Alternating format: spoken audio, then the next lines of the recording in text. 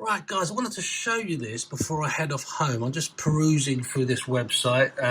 It's called Uncrate. They do all sorts of tech and the latest gear and all that sort of stuff. And this sort of piqued my interest, and I wanted to share it with you guys. So this is going to be Zero's next release, the 2022 SR motorcycle, all electric, as you know. And it's just the figures that sort of piqued my interest. Let's have a look. So it will come in two options, 14.4 kilowatts and 15.6 kilowatts. Okay, making 74 horsepower. Now that figure's not particularly earth-shattering, but 122 foot-pounds of torque. Now that got me interested because I looked at the Rocket 3 torque figures. Now, as far as I'm aware, the Rocket 3 is the highest, has the highest torque figure of any production motorcycle, as far as I know. So 163 foot-pounds of torque, and this one has 122. That thing is going to absolutely take off. Good for speeds of up to 104. Again, not particularly groundbreaking, but you wouldn't want to go much faster than 100 miles an hour on a naked bike. But this, their range estimates, 225 miles of range during city driving. Okay, that's good. And up to 113 miles at 70 miles per hour. That figure there is actually better than the VMAX that I had, which of course is a petrol motorcycle. Yes, I get it, it's a 30-year-old bike. But, it's their 225 miles of range during city driving. Anyway, let's get on the bike and have a little chat.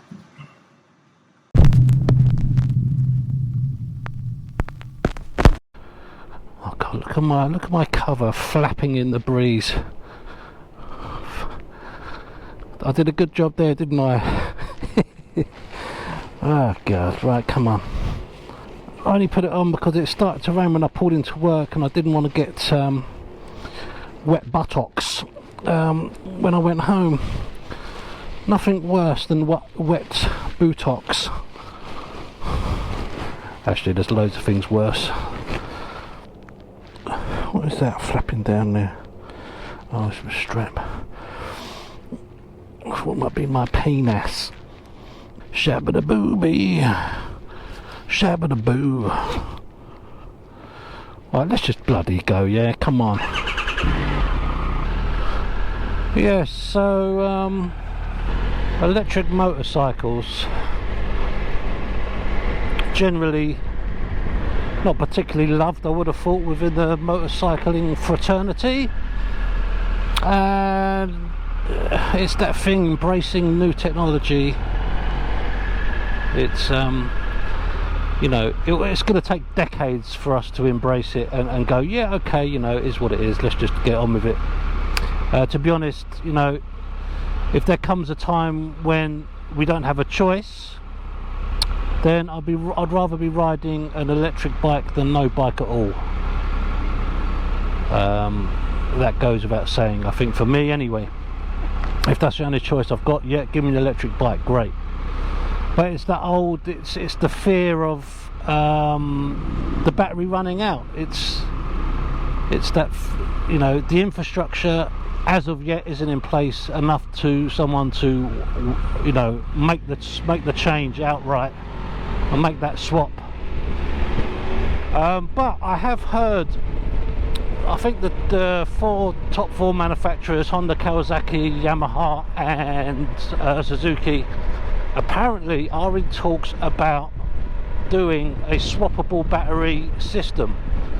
So whereby you're riding along on your electric Honda bike and your mate's riding along on his electric Suzuki. You're both running out of power, and what you do is you come to a charging station, and the batteries are sort of hot swappable. So you pull a charged one out of the wall, put your flat one in, and away you go. There's essentially no charging time.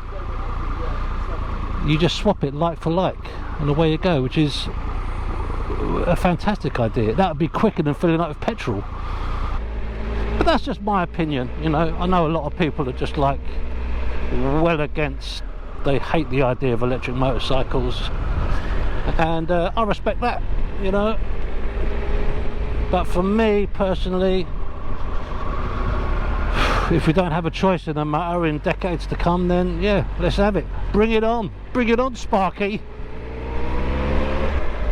I haven't done my epoxy twatting ball bag backpack up.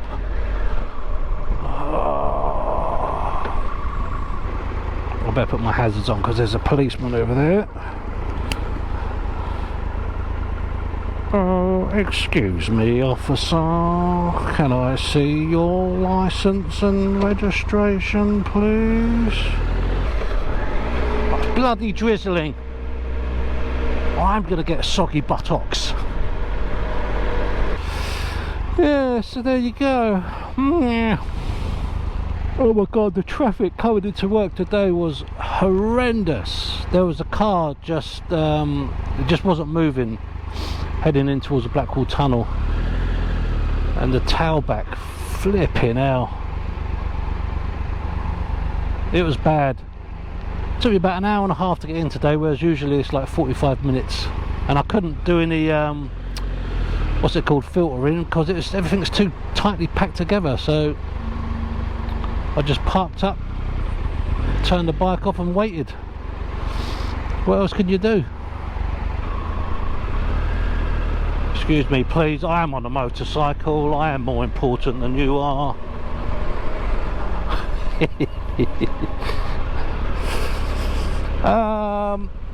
That's the Old Bailey there. I don't know if I've told you this before, but I did my jury service there probably about, I don't know, 5 or 6 years ago now.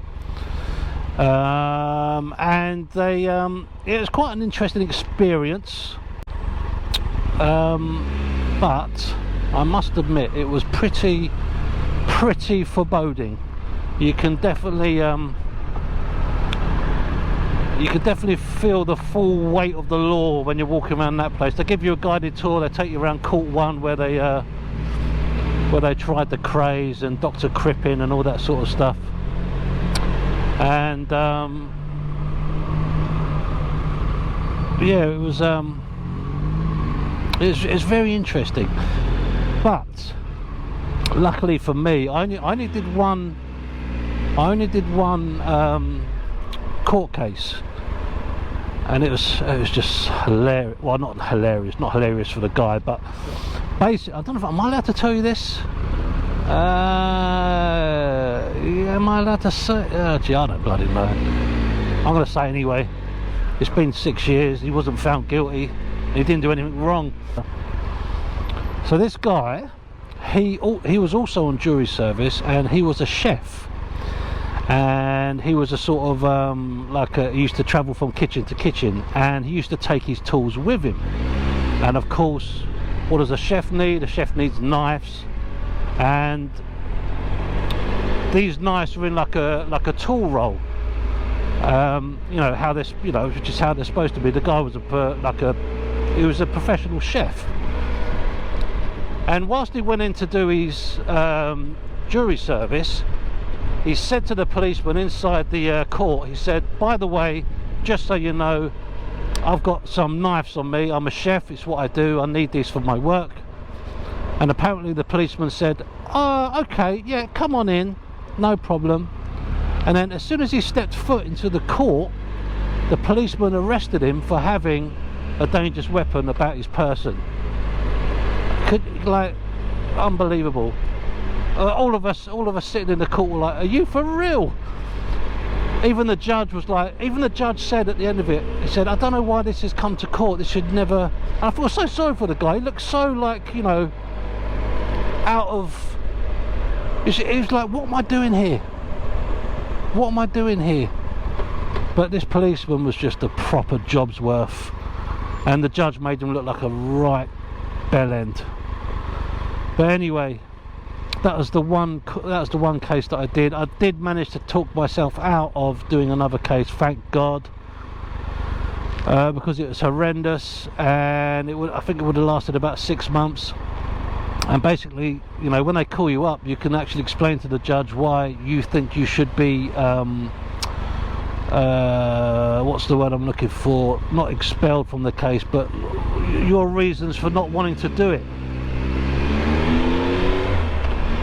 And my reasons were that I could go off for, you know, 2 or 3 weeks or, you know, a month, but I couldn't do it for 6 months because I'm the only person pretty much in London that does the job that I do. And I had to explain to him what I did and all that sort of stuff. And he said, right, okay, that's a valid enough reason, but we will put you on sort of reserve. He said, if someone gets ill, we'll call you in. I was like, oh God, please don't, please don't. It was a horrendous case. I won't go into details about it, but it was this massive pedo ring up in, I can't remember where it was, up north somewhere. And I just, yeah, I don't need to be seeing anything like that. Thank you very much. And I'm so glad I got out of it. I'm so glad. Well, it's a Tiger 800. Nice bike, nice.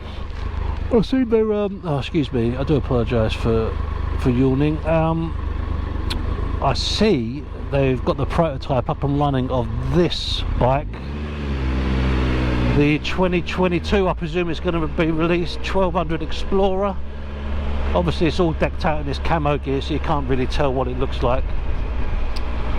But it looks a hell of a lot smaller. It looks closer to the 800 in terms of its size. So be interested to see what that looks like. But I still really do love the desert edition of this bike. Just the colour scheme just looks the business.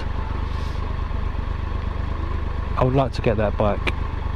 There was one on eBay, but it's about 12 grand or something. That's second hand, obviously. Oh, do you know what? I remember a time when bikes were, you know, brand new bikes, top of the range bikes, were no more than £9,000, and even that seemed completely unobtainable. But now they're like, as you know, 18, 19, 20 grand. I don't have that sort of money to blow on a motorcycle. Well, I did buy a brand new Hayabusa once. That was brand new. But that was pre wife and child. I had a bit of spare cash. Don't risk it for a biscuit. I don't really take you out on the bike at night, do I? It's quite a... I'm usually strictly a morning kind of guy. So I thought I'd do a bit of night riding with you, post work. Oh, fucking hell, I nearly stalled. Oh, Billy. Oh, Billy, no clutch. Woo! Excuse me, please. Out my way. Thank you. Right, spots on. I saw... what's that guy's name? What is that chef's name? He does Master Chef with that other bald-headed fella. John Turode. I saw him today. I think he's got a what's it called? A restaurant near me. Yeah, he kind of, he really talks like that. Yes, yes. He's kind of got that kind of nasally twang to his voice. You made a fried egg sandwich and you cocked it up and you put a pea jus on it and you ruined it, you bellend. Actually, that doesn't sound like him. That sounds more like the guy that did Through the Keyhole. Yeah, who lives in a house like this? What's his name? Oh, God. Well, I don't have to think about these things now. I've got to think of what his bloody name is. Ah. What's his sodded name? He's got one of the most distinctly annoying voices. Who lives in a house like... Who rides a bike like this? And he's got his own pasta sauces.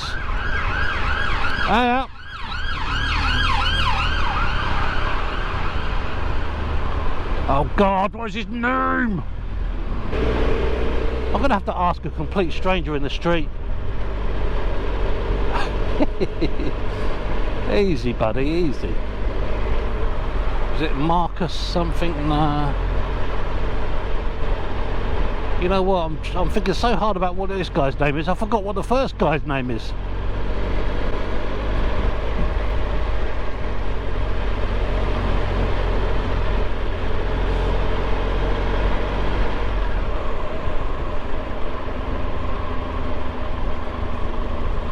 Guys, look, world of hat. Someone's sprayed fatso on his fence. Charming. Come on, Mr. Cab Driver.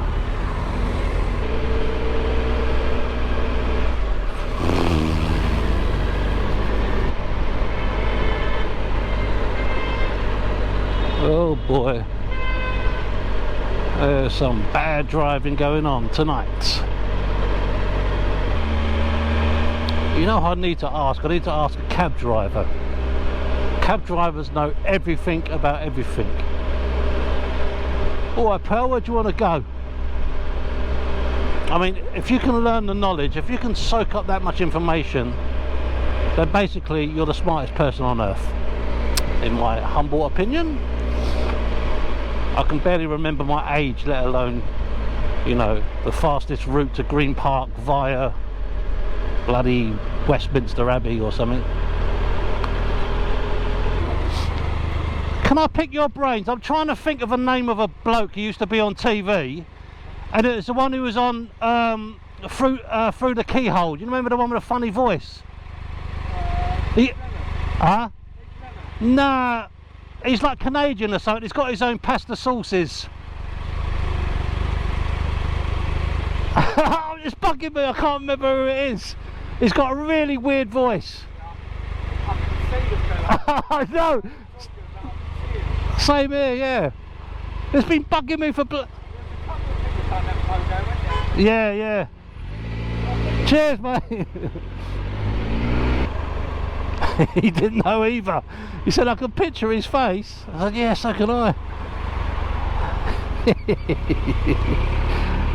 I love London cabbies. I love them. Who else can I ask? I know you're all shouting the name out to me. I know. He's right, but he said Keith Lemon. He's right in one respect, because he's done the remake of it, like the comedy version of Through the Keyhole. I'm talking about the original one. I know it's hosted by David Frost. I need to find another cabbie. I bet that cabbie's going, oh, what's his bloody name now? I'm going to start something off. I bet they're thinking, I wish that bloody biker never asked me what his sodding name is. That cab driver's probably ringing his wife right now going, here Deirdre, what's the name of that geezer? He's got a funny voice. And she'll go, oh, you know what, I know who you're talking about, but his name's on the tip of my tongue. I love it. I hate this sort of rain where it's not even rain, it's not even drizzle. It's like, it's just the air is wet. Can't see a sodding thing. There's another cab driver. Yeah, mate, what's the name of that geezer on TV? What? I can't hear you. Never mind. Oh, he's got a new Hayabusa. Nice. I'll give you a race. I love the tail light on that bike. That is nice.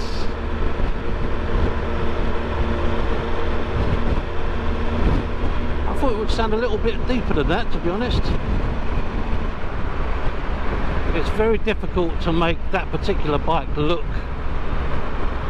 kind of, you know, sexy, because the pure nature of it, it was designed in a,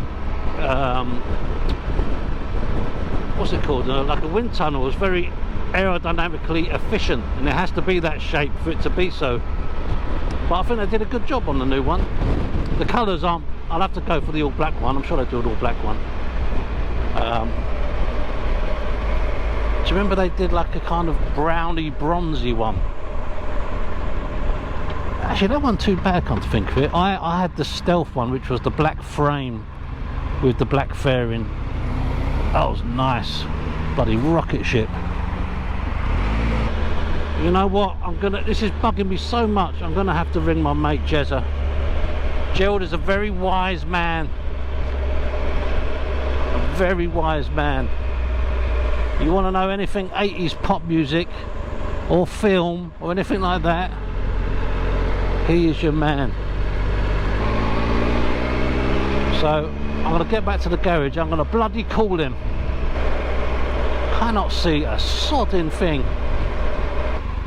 Look at that. Washed the bike yesterday, covered in grimy London poo water. Oh well. It was nice while it lasted. We still recording? Yes. It's because I've got a 62 gigaflop card. Gigaflop. Terraflop. The flop of terror. We've all had a terraflop before, right lads? Won't speak about that though. Nothing worse than the flop of terror. I'm sure his name is something like, it sounds like it's like Malcolm or Mervyn or something like that. Oh god, I can't wait to find out so I can just switch my brain off. Oh. What I need to find right now is someone who's really into homes, like really into home interiors and pasta sauces. Drizzle, drizzle, jizzle, jizzle.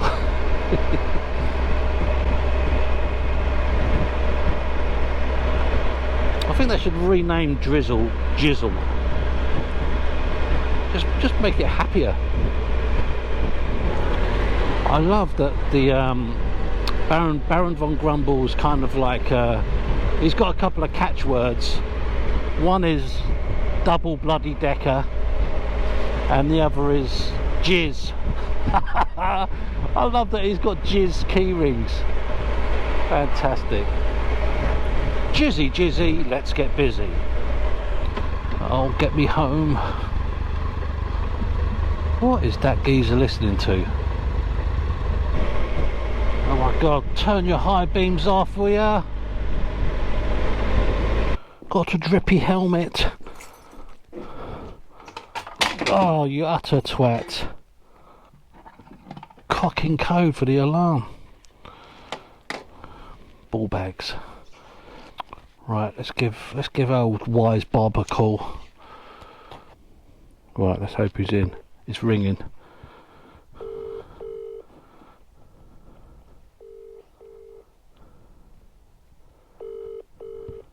He's probably got his face deep in some encyclopedias or something. Oh, come on, Jezza. Ball bags. Look at that picture of him there. The name of the bloke that did through the keyhole and has his own pasta sauces. Now this is top level YouTube entertainment. The sodding way home. Even asked a cabbie. Right. I sent him that. Let's see what he says. See if he comes back. Let's put the bike in.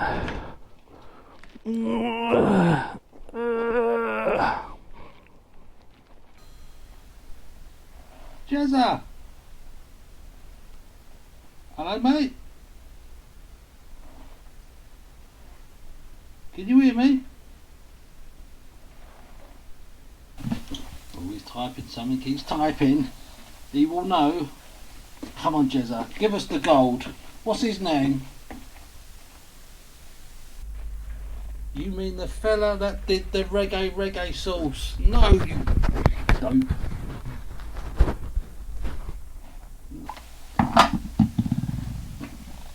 Reggae sauce. What are you talking about, Jezza? Oh look, he's in the pub having a Guinness. I don't care, mate, answer my question. Oh, I know what I'll do. What I'll do, I'll just Google it. Through the keyhole. Through the keyhole host. No, not Keep Lemon, that's the new one. Lloyd Grossman! Oh God! Bloody Lloyd Grossman! Oh, bloody Malcolm, what am I talking about? I don't even know a Malcolm. Bloody Malcolm. There he is. That fella there. Who wears a helmet like this? Bloody Lloyd Grossman. Who's Malcolm? Who is Malcolm?